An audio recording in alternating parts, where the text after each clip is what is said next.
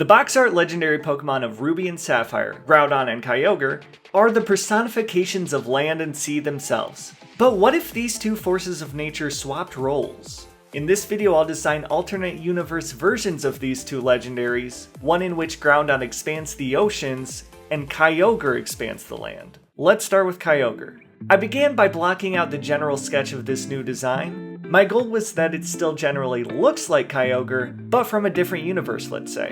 Instead of basing its design on an orca whale, I took inspiration from Japanese folklore. According to Japanese myths, earthquakes can be caused by a giant catfish named Namatsu. This is also what Wishcash is based on, by the way. Although orcas aren't really fish, the idea of a legendary underground catfish fits the ground type much better.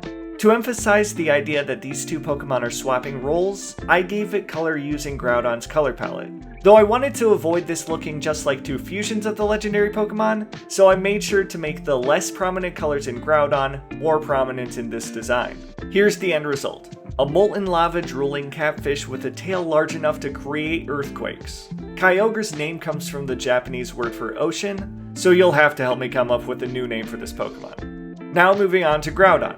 Groudon mostly appears to be based on some sort of dinosaur, though it really could be almost any general two-legged monster. For the seafaring Groudon, I took inspiration from another Japanese myth, the Umibozu or Sea Priest. This is a legendary sea spirit that turns calm seas into treacherous storms, and can suddenly force the ocean to rise. Again, I wanted this to generally look like Groudon, though I made specific effort to give it more upright stature, as the one continuous aspect of this creature's design is that it's tall enough to stand in the seas. I've seen art of the Umibozu looking reptilian, fish-like, and humanoid. I decided to take a variety of these aspects and incorporate them into Groudon's new design. Here's the end result.